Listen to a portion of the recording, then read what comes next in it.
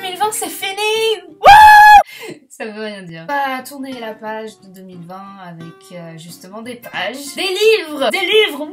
Parce que étrangement en 2020 j'ai eu énormément de temps pour lire. Et j'espère que j'en aurai un petit peu aussi en 2021 parce que regardez, on est le 17 janvier. Regardez cette pile de livres à lire que j'ai, cette PAL comme disent les youtubeurs, les booktubeurs, voilà. Coraline parce que j'adore Coraline et c'est une version illustrée et d'ailleurs il faut que je vous montre quelque chose parce que j'ai pas envie d'être la seule personne à le découvrir, à part les personnes qui ont le livre du coup. Ah, ils vont tomber. J'aime beaucoup Coraline, j'aime beaucoup Neil Gaiman et les illustrations sont très jolies. Regardez ça.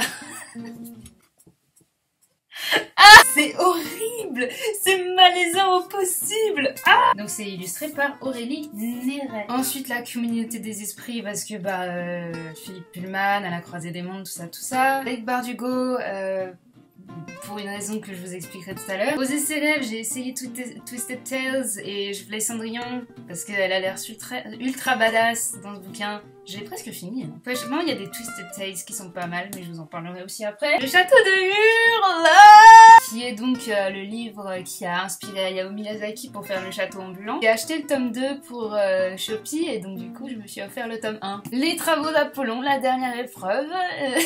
Je ne suis pas prête pour lire ce livre. Que j'ai acheté aussi pour une raison dont je parlerai juste après. Tant qu'il le faudra, de Cordelia, la meilleure collègue du monde m'a offert, alias sa fille. J'ai très hâte de lire. Je pense que je peux comparer Cordelia, notre Alice Oseman française. Oh d'ailleurs, en fait ma pile à lire est beaucoup plus grosse que ça. Ah, et j'avais aussi Fils de sorcière de Bottero, pour la simple et bonne raison que c'est un Bottero, et que t'as pas besoin d'excuses pour acheter un Bottero. Ah mince, j'ai aussi tout ça à lire.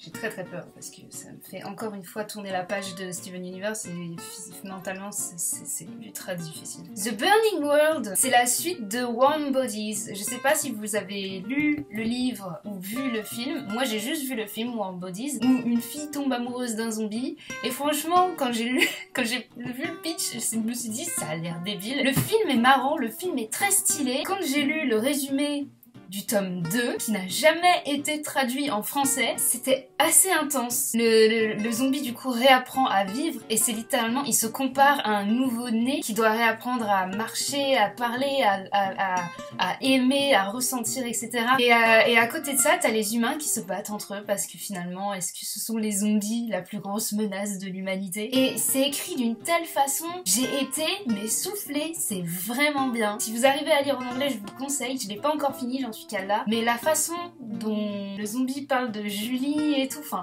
et du coup en plus c'est assez stylé parce que c'est pas le genre de livre de zombies donc qu'on lit d'habitude parce que d'habitude quand il y a des zombies on n'a jamais le point de vue des zombies, tu vois. Oui, du coup je disais Alice Oseman, solitaire. J'ai eu un gros coup de cœur d'Alice Oseman déjà un petit peu en 2019 mais en 2020 ça a été encore plus intense. Je vous en parlerai pourquoi après. She Would Be King. Parce que on n'a pas assez de livres avec des personnages de couleur écrits par une personne de couleur dans la vie. Black Door, j'ai très peur, mais j'avais tapé Asexuality dans Shakespeare & Co et je suis tombée là-dessus. C'est un truc de fantasy, alors je me suis dit pourquoi pas. Ok, donc ça c'est tout ce que j'ai à lire pour 2021, entre autres. Parce que comme je travaille dans une bibliothèque, il y a plein de choses qui m'arrivent entre les mains et je suis là, ce serait pas mal. Mais d'abord, ce que j'ai lu en 2020. Et ce que j'en ai pensé aussi, ce serait cool. Alors, donc j'ai, comme vous pouvez le voir, j'avais fait 2 pages, roman documentaire et BD, manga, roman graphique. J'avais fait aussi une autre page avec les films, les musicals et les séries, parce que bizarrement j'ai aussi eu le temps de regarder des séries en 2020. Mais ça, on parlera de ça peut-être dans une autre vidéo, ça dépend. Là pour l'instant, déjà j'ai tout ça à vous raconter. Marine Carteron, Désorientée. Trop chouette. Alors là, j'ai beaucoup aimé Marine Carteron avec Génération K et les autodafeurs. Et Désorientée, c'était beaucoup plus réaliste. Je l'ai tellement aimé que je l'ai recommandé à la médiathèque où je travaille et donc du coup, bah voilà. Patrick Ness, The Knife of Never Letting Go, j'en ai parlé. Shirley Sassari, Stephanie, Hemingway, Ghost, 13 Tales to Tell. C'est la faute à Shakespeare & Co encore. Je suis tombée sur ce bouquin il était trop beau, les illustrations étaient trop cool. Je l'ai lu très très vite parce que c'est vraiment des petites histoires qui font flipper, mais il est ultra fascinant dans sa douceur et sa violence. Et il était au rayon album jeunesse. J'aime beaucoup, beaucoup le graphisme. En fait, il y a vraiment un petit côté cartoon et c'est en même temps très très glauque. La mise en page est fantastique, mais regardez-moi ça. Quand on va dans une librairie, quand on va dans une médiathèque, on vient pas pour une chose précise, on est là pour flâner, pour se laisser porter par la surprise, etc. Sur internet, c'est beaucoup plus compliqué. Dr Seuss, les œufs verts au jambon. Ça, c'est parce que j'ai vu la série, donc du coup j'ai voulu... Cécile Chartres, Joyeuse ornithorynque. C'est un petit roman jeunesse qui parle de deuil, que quelqu'un m'avait conseillé. C'était beau, mais ça fait mal. Steven Universe Art and Origins. Je voulais absolument le finir avant de me faire mon tatouage Péridot. J'ai réussi. Ça m'a pas mal aidé à revouloir ce tatouage, à aimer Péridot et puis aussi à me dire que c'est vraiment ce personnage-là que je voulais ancrer dans ma peau plus que les autres. Leigh Bardugo, Six of Crows de La Cité Corrompue. Et c'est comme ça que je suis tombée sur Leigh Bardugo. Leigh Bardugo, donc j'ai lu Six of Crows tout simplement parce que je voulais un truc un peu young adulte. Je voulais un truc qui soit fantastique et il y avait un petit côté un petit peu criminel derrière, j'aimais bien. En plus, il y avait marqué Six of Crows, donc avec des corbeaux, et moi j'adore les corbeaux. Donc j'ai pas été difficile, j'ai lu le tome 1 et je me suis énormément attachée au personnage. Et je sais pas, il y avait quelque chose qui me fascinait dans l'univers où ils habitaient, et qui est le Grishaverse. Du coup, qu'est-ce que j'ai fait? J'ai acheté l'intégralité de la trilogie précédente, qui pouvait se lire après, du coup. On parle d'autres personnages, mais dans le même univers. Oh, et il va y avoir une série Netflix. Et du coup, après avoir acheté ça, qu'est-ce que j'ai fait? J'ai acheté un recueil de contes qui est ancré aussi dans cet univers-là. Et après ça, j'ai acheté la suite qui fait référence à la trilogie précédente et à Six of Crows. Et du coup, j'ai hâte de lire la suite de ça parce que c'est que le tome 1. Je me suis dit, Leigh Bardugo, je devrais surveiller ce qu'elle fait, et d'où la 9ème maison que j'ai commandée à Noël. La Voix de l'Archer de Paulo Coelho. J'ai découvert Paulo Coelho avec L'Alchimiste quand j'étais au collège, lycée, je m'en souviens plus. J'avais envie de lire un petit truc un peu philosophique, je sais pas. Ça s'appelait La Voix de l'Archer, je faisais du tir à l'arc, j'ai pas cherché plus loin. Très rapide, mais très cool. Elizabeth Lim, en fait c'est pas du tout dans l'ordre chronologique, je viens de réaliser, mais j'avais plus de place donc... Elizabeth Lim, Réflexion, c'est un Twisted Tales que vous voyez juste là, sur Mulan, où en fait, au lieu que ce soit Mulan qui soit blessée par Shan Yu dans la montagne, c'est Shang qui va se mettre devant elle et qui va être blessée mortellement, qui est donc à 2 doigts de crever. Mulan va dans le monde des morts pour récupérer son âme. J'étais ultra surprise parce que ça n'avait vraiment rien à voir avec Mulan, et d'un autre côté, c'est ce qui a fait que j'ai pu rentrer dans l'univers plus facilement parce que j'avais pas le dessin animé en tête. En plus, c'était ultra intéressant parce qu'il y a beaucoup d'éléments de la mythologie chinoise qui sont dedans, donc c'est assez cool. Il y avait un amour pour l'histoire originale et en même temps une envie de créer quelque chose de nouveau. Et puis en plus, Mulan est vraiment ultra badass dedans. Et c'est pour ça que je voulais celui de Cendrillon, déjà parce que c'est la même autrice, donc je me suis dit que ça allait bien se passer, mais aussi parce que un des premiers trucs quand le livre commence, c'est que on dit Cendrillon, elle est pas allée au bal pour trouver un prince pour qu'elle vienne la sauver. Cendrillon, elle voulait juste aller au bal pour s'amuser un petit peu. Parce qu'elle a vraiment une vie de merde et elle mérite une pause, tu vois. C'est pas une nouvelle vision des princesses Disney. C'est une vision qui était déjà là mais qu'on mettait jamais en avant. Donc Réflexion, je vous commande de ouf. Le rêve d'un fou de Nadine Monfils. Un monsieur qui a créé un mausolée, un temple limite de ses propres mains. C'est une histoire vraie, mes enfants. C'est un truc de fou et on peut encore le visiter d'ailleurs. Cela dit, j'ai pas trop aimé le livre parce que je trouvais qu'il était un petit peu bizarre. C'était confondant. Voilà. Becky Chambers. Wouh, Becky Chambers.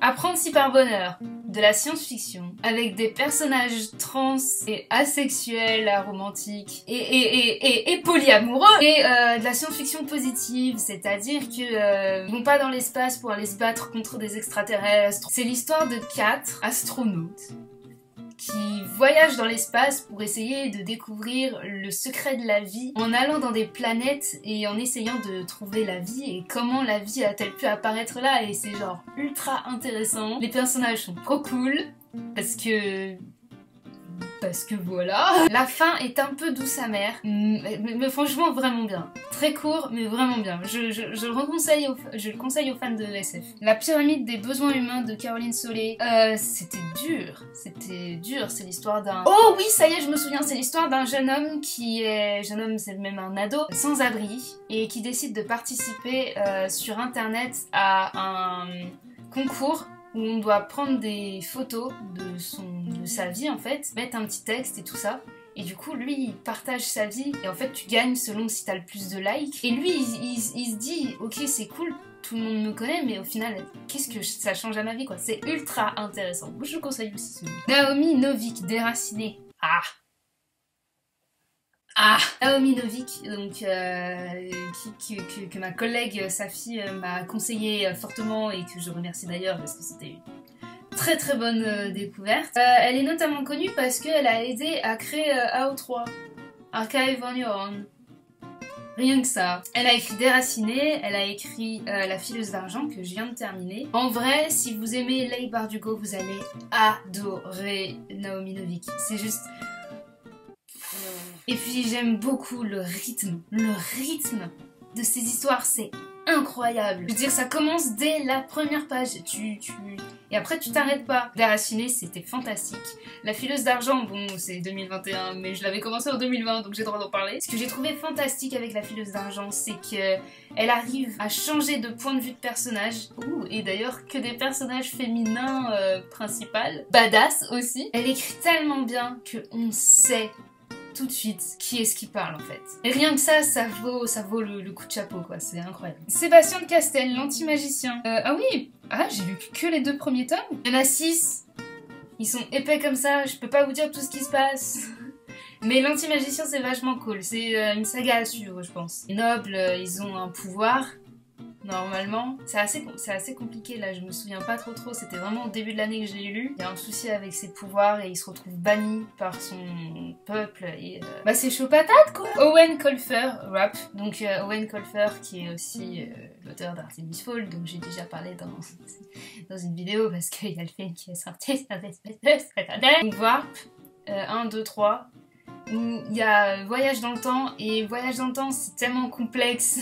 Enfin, si tu veux faire plein de choses avec le voyage dans le temps c'est très complexe parce que du coup il faut que tu aies une cohérence et c'est très compliqué de faire une cohérence avec un voyage dans le temps. J'ai pas aimé la fin, j'ai rien compris, mais c'était quand même assez sympa. Catherine Applegate. Donc j'ai beaucoup entendu parler parce qu'elle est notamment la co-autrice de Annie Borgs. Ces fameux livres que tout le monde kiffe mais que je peux trouver nulle part. Cela dit, du coup, j'ai lu Le Seul et Unique Vivant. Pareil, qui est sorti en film sur Disney+. C'est beau, quoi. C'est beau, Le Seul et Unique Vivant. Et j'ai aussi lu Skiddy, qui est l'histoire d'un garçon qui va devoir vivre dans sa voiture avec ses parents. Enfin, c'est dur, mais t'as pas le problème pour le lire, parce que c'est écrit avec une douceur. Voilà. L'océan au bout du chemin, Neil Gaiman. J'ai pas besoin d'en dire plus, c'est Neil Gaiman, donc forcément j'ai kiffé. Dodie, Secrets for the Mad. J'avais commencé Secrets for the Mad il y a des années, et j'ai arrêté parce que je pense que j'étais trop émue. Ça me prenait aux tripes. Puis je me suis dit non allez, faut que tu le finisses. Et je l'ai fini, et je suis contente, parce que c'est vraiment un beau livre. Autant avec les illustrations, les dessins, les photos, et les textes, et les chansons qu'il y a écrites dedans, c'est vraiment un beau livre. Après, faut être déjà fan de Dodie avant de lire ce bouquin. Nathalie Stragier ou Strager, je sais pas. Ne ramenez jamais une fille du futur chez vous. J'ai eu la mauvaise idée de lire pendant le confinement, le premier confinement. Et en fait, au bout d'un moment, ça parlait d'une pandémie. Et j'étais là, oh Des trucs qui m'avaient saoulée, c'est qu'il y avait une théorie, donc pareil, c'est des voyages dans le temps. Au bout d'un moment, ils ont une théorie que je voulais utiliser dans un des trucs que j'écrivais. Je pensais que j'étais la seule à y avoir pensé. Et voir que non, bah ça m'a saoulée. En gros, je voulais faire une nouvelle version de Bangarang. Je voulais réécrire Bangarang de sorte que ce soit plus une fanfic du Visiteur du Futur parce que bah, j'avais pas le droit de la publier. publier, tu vois, genre ça se fait pas trop, je vais pas me faire des sous sur le dos de François Descraques. J'ai essayé plein de trucs et ça marchait pas parce que, comme je le disais, écrire sur le voyage dans le temps c'est très compliqué, il y avait des incohérences. Il y avait aussi un truc qui était très frustrant pour moi, c'est que j'avais peur que ce soit déjà fait. Moi j'ai envie de faire quelque chose d'original, même si très clairement c'est très difficile d'écrire un truc original. Et voilà, donc j'ai laissé tomber. et il faudrait peut-être que je lise, parce que j'ai lu que le tome 1 et il y en a 3, donc peut-être que je lirai le tome 2 et 3 de Nathalie Strager plus tard. Erin Mostal, La Sirène et la Licorne, lisez-le. Juste lisez-le, c'est trop mignon, c'est juste trop mignon, lisez-le. Ouais, je vous dis rien, mais c'est trop mignon, c'est trop beau, ça donne du baume au cœur, c'est super joli, c'est des personnages, t'as envie d'être ami avec eux, enfin voilà, tu as envie de leur faire des câlins et... Christelle Dabos, La Passe Miroir, l'intégral. Pareil, c'est Safi qui m'a poussé à les lire. J'étais pas convaincue par la fin, mais l'univers est ultra stylé, Je comprends l'engouement pour La Passe Miroir. J'aime beaucoup le personnage principal. Si vous aimez le fantastique, si vous aimez découvrir de nouveaux univers, de nouveaux mondes, allez-y. Si vous aimez aussi les trucs un peu suspense, un peu enquête, ces complots de royauté et tout ça, ça va vous plaire, Non, franchement, Passe Miroir, c'est vraiment chouette. Rien n'est noir de Claire Berest, c'est un livre sur Frida Kahlo et j'ai pas besoin de me justifier plus, c'est Frida Kahlo quoi. Alice Oseman, Loveless. Ça fait des années que je suis à peu près certain d'être asexuelle et aromantique. En fait, c'est ce livre qui m'a vraiment dit oui, tu l'es. T'inquiète pas, ça va bien se passer. Loveless, j'ai eu très peur avec le titre. Ce qui est stupide parce que Alice sait de quoi elle parle. Donc c'est l'histoire d'une fille qui se cherche, qui comprend pas trop parce qu'elle a des crushs. Mais dès qu'on s'approche un peu d'elle, elle se braque. Moi je pensais que c'était à cause de mon anxiété et en fait non, les gamines, c'est juste... Et ce livre m'a fait énormément de bien, mais énormément de bien. C'est-à-dire qu'après je me suis mise à secouer les drapeaux aromantiques et asexuels partout, tu vois, j'étais là genre wouhou. Et c'est pas que je m'en cachais ou que j'en avais honte, c'est juste que j'avais pas forcément envie d'en parler plus que ça, quoi. Et ce livre m'a vraiment fait beaucoup de bien. Et d'ailleurs, j'ai fait mon coming out à une amie d'enfance. Moi, j'avais énormément de pression pour trouver un copain, à m'habiller d'une façon que je voulais pas juste pour plaire. Déjà, le fait que je plaisais pas à quelqu'un et que je voulais pas plaire à quelqu'un, je me disais qu'il y avait quelque chose qui clochait chez moi. Mais aussi, le truc, c'est qu'il fallait que je sois quelqu'un d'autre pour plaire à quelqu'un, comme si le plus important, c'était que je plaise à quelqu'un d'autre que moi-même. C'est stupide. Faites pas ça. Si vous avez des enfants, poussez-les à être beaux dans leur façon, pas pour qu'ils plaisent aux gens. Il y a eu cette excuse stupide qu'on m'a dit que c'était pour me protéger. Mais me protéger de quoi? Les gens s'ils me blessent, ben voilà, je vais essayer de plus les croiser, c'est tout. Mais si c'est moi qui me déteste, moi je vais vivre avec moi-même toute ma vie. Ne vous forcez pas à être quelqu'un que vous n'êtes pas, parce qu'il y aura personne d'autre que vous-même qui vous aimez, quoi. Et personnellement, si c'est ma seule relation romantique, eh ben tant pis. C'est déjà quand même pas mal, c'est même très beau. J'aime, mais d'une façon différente que les autres, c'est tout. Enfin bref. The Hate You Give, qui t'a parlé de sujets sensibles et tristes. The Hate You Give, donc Thug. C'est du génie! Et donc, qui est l'histoire terrible, et ce qui est encore plus terrible, c'est parce que c'est vécu, revécu et tristement vécu très souvent, surtout aux États-Unis, mais aussi en France. On va pas faire comme si ça n'existait pas en France. Malheureusement, les États-Unis ont énormément d'influence dans le monde entier, vous voyez. Faut arrêter de croire que parce que ça se passe aux États-Unis, ça ne se passera pas en France. Ça se passe déjà en France, c'est juste légèrement différent. Et donc du coup, The Hate You Give, donc la narratrice qui est une jeune demoiselle de couleur qui voit un de ses amis se faire abattre sous ses yeux par un policier. C'est très dur parce que c'est réaliste, mais en même temps, c'est une narratrice qui est jeune, qui est très bien entourée, et lisez ce livre, vraiment vraiment, c'est une claque, c'est important de le savoir et c'est important surtout de... Il faut toujours remettre en question ce que disent les médias. Et arrêter de donner des excuses à des gens qui ont des armes. Je sais pas comment dire ça de façon claire et éloquente, mais lisez ce livre et juste, Black Lives Matter, quoi. C'est quoi dire, mais juste ça, déjà, ça devrait être pas mal. Y a pas de parti pris chez les policiers. Frère, t'as vu pour le Capitole? Enfin voilà, faut pas se leurrer. C'est une bataille monstrueuse, mais si déjà, au moins, le minimum qu'on puisse faire, c'est s'instruire là-dessus, surtout nous, les blancs. Si pour toi le racisme n'existe pas, c'est parce que tu l'as jamais vécu. Donc il faut ouvrir les yeux.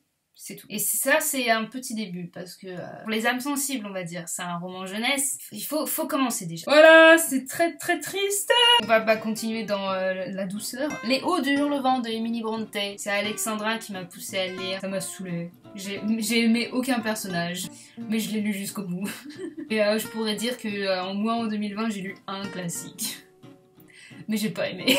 Le jour du chien de Patrick Bowen, roman policier. Tania me l'avait prêté depuis 3-4 ans et qui prenait la poussière sur mon bureau et que je me suis dit allez, tu vas le lire et tu vas le lui rendre. Je l'ai lu, je le lui ai rendu, c'est assez sympa. Le twist était pas mal, donc peut-être suivre cet auteur. Rick Riordan.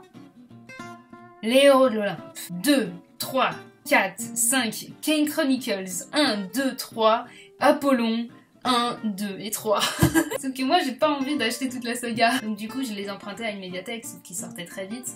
Normal, c'est une très très bonne saga. Percy Jackson, je l'ai lu grâce à des amis de Shopee qui m'ont dit « Lisez vraiment, ils sont vachement bien. Le film c'est de la merde à côté. » Alors j'ai lu rien que le premier, et j'ai fait « Waouh, effectivement !» J'avais lu Les Héros de l'Olympe, mais il y a 1 an je crois, avant de me remettre au 2, et du coup j'ai lu le 2 et j'ai fait... Je me souviens plus, qu'est-ce qui s'est passé déjà? Il n'y avait pas Percy Jackson dans le 1, mais il est dans le 2. Ce qui a été très compliqué pour moi parce que je suis une andouille, c'est les Héros de l'Olympe, il y a 6 personnages principaux et il fallait que je me souvienne et de leur tête et de leur nom, du demi-dieu qui étaient leurs parents. Donc c'était très compliqué. Et après, voilà, c'est un travail de mémoire, Grosse préférence pour Léo. C'est peut-être d'ailleurs pour ça que j'ai eu du mal à me mettre aux 2, c'est parce que je savais que Léo serait pas dedans. Mais j'adore Léo. Donc j'ai vraiment lu les Héros de l'Olympe, mais c'était trop bien, quoi. Après j'ai lu Kane Chronicles en attendant de pouvoir lire les travaux d'Apollon qui étaient empruntés. Grâce à moi, du coup, à la médiathèque, on a pu se procurer Magnus Chase. Oui, c'est le cousin de Annabeth. Et voilà, et c'est le demi-dieu, les demi-god verse, je sais pas comment dire ça. J'aime bien. Et du coup, c'est pour ça, là, il y a hier en fait, j'ai fini le tome 3, le tome 4 d'Apollon. Quand j'avais fini le tome 3, j'étais effondrée. Le tome 4, c'était assez stylé, même si mon cœur, il a failli s'arrêter, il a fait des défauts. Et je me suis acheté le tome 5, parce que c'est le dernier de la saga Demigod. Enfin, apparemment, mais Rick Riordan, je sais pas, il faut qu'il continue d'écrire, mais du coup, qu'est-ce qu'il va écrire après? Parce qu'il est surtout connu pour ça, quoi. Très émue de me dire que une aussi grosse saga va se finir comme ça, j'ai très peur. J'aime beaucoup comment a évolué, parce que je lisais Percy Jackson, ça allait. Il y avait des morts quand même dans les derniers tomes, mais ça allait, tu vois. Les Héros de l'Olympe, ils sont bien, ils seraient de la chance. Par contre, Apollon... Oh le massacre. Là pour le coup, on a augmenté d'un level pour Apollon, mais vraiment. En plus, il y a des personnages LGBT+. Je veux dire, il y a énormément de trucs dans le monde de Rick Riordan qui sont très bien exploités et j'ai envie qu'on parle un petit peu plus de cette saga. Vraiment, je suis ultra attachée. Je suis tellement attachée que je me suis offert un collier avec la chouette d'Athéna juste parce que j'étais là, j'adore les dieux grecs. J'adore le fait qu'il ait réussi à imbriquer plusieurs dieux dans un même univers. En fait, c'est American Gods de Neil Gaiman, mais pour enfants. C'est vraiment trop bien, c'est vraiment trop bien. Anaïs Vachès, Les élèves de l'ombre, j'ai déjà fait une vidéo là-dessus, c'était très bien, donc je ne continuerai pas, surtout que ça fait déjà 44 minutes que je parle. Céline Duchenet, Les sorcières, histoire de femmes, ça parle donc de la création de l'image des sorcières dans l'histoire, les sorcières de maintenant. Ça parle pas vraiment du délire fantastique et tout ça, c'est l'image de la femme dans la société et pourquoi du coup les sorcières ont été créées et bâtard quoi, c'était ultra bâtard quoi, je veux dire, c'était un massacre, c'était ultra intéressant, les illustrations sont super belles, lisez du Céline Duchenet, et lisez plein de livres sur l'histoire des sorcières, c'est vachement bien. Les sorcières de la République de Chloé Delhomme, j'ai continué dans cette perspective-là. C'était un mélange de Cécile Duchenet et de Rick Riordan, parce qu'au bout d'un moment, t'as les déesses grecques qui débarquent et j'étais là... Oh bon. Un petit peu tiré par les cheveux, j'ai pas aimé la fin, mais ça a l'air pas mal. Puis en plus, beaucoup de personnes féministes me conseillent de lire du Chloé Delhomme, donc je vais peut-être essayer d'en lire d'autres d'elle. Fatima Das, la petite dernière. Génial. Une rentrée littéraire 2020, autobiographique. C'était très doux. Même si le propos était dur, c'était très doux, c'était ultra agréable à lire. Du coup, ouais, se pencher un petit peu plus sur cet auteur-là. The Explorer de Catherine Rundell. Des enfants qui prennent l'avion et l'avion se crache en Amazonie. C'était ultra stylé. J'adorais les personnages, j'adorais les enfants, j'adore le bouquin lui-même, il est vraiment trop beau, trop chouette. Patrick Ness, Burn. C'est un Patrick Ness, j'ai pas... Il y a des dragons, donc c'est méga cool. Madeline Miller, Le Chant d'Achille. Wow. Donc toujours dans le délire des dieux grecs, tout le monde était là. Achille et Patrocle! Gay, forcément. Je veux dire, au bout d'un moment, si t'as quelqu'un qui te dit je veux que ces cendres soient mélangées à miennes quand on sera mort, c'est pas juste que vous êtes potes, hein. C'était trop beau. Leur roman, c'est vraiment trop belle. Et en plus, il n'y avait pas que le côté tragique, comme l'a raconté sa fille. Il y avait vraiment aussi ce côté très très réaliste que du fait des fois ce qui l'avait le plus marqué c'était la fois où Achille jetait des olives et Patrocle essayait de les rattraper avec sa bouche, le genre de truc que tu fais encore en ce moment. C'est beau, la fin est terrible. J'ai pas pleuré à la fin parce que j'étais au courant et aussi parce que je trouve que tous les personnages des mythologies grecques sont vraiment des crétins, donc quand j'ai vu ce qui s'est passé j'ai fait Achille, putain, j'aurais pu éviter ça.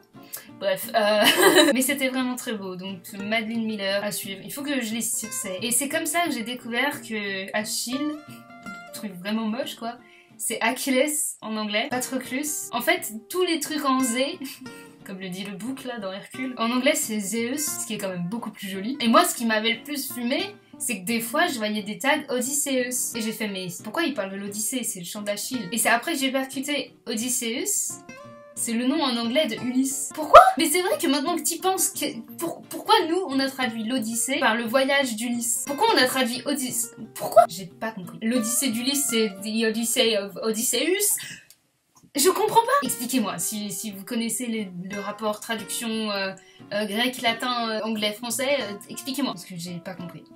Liz Braswell, Tout droit jusqu'au matin, Twisted Tales de Peter Pan. C'était intéressant mais complètement abracadabra en caisse. J'ai pas tout compris, donc j'ai pas trop apprécié. Tracy Chevalier, Prodigieuse créature. C'était bien, c'était très très bien. C'est l'histoire de femmes qui creusent en gros un petit peu au bord de mer pour découvrir des fossiles. Par contre c'était très très frustrant parce que j'avais très envie de donner des baffes aux hommes parce que tout simplement elles se faisaient pas reconnaître, elles les trouvaient, elles creusaient, elles taillaient pour essayer de ressortir tous les os sans les abîmer. C'est un travail de titan, c'est archéologue quoi. À force de regarder les fossiles, elles savaient faire la différence entre tel animal et tel animal. Et surtout elles étaient complètement fascinées parce qu'elles trouvaient des fossiles et elles voyaient bien que c'était des animaux qu'elles ne savaient pas que ça existait.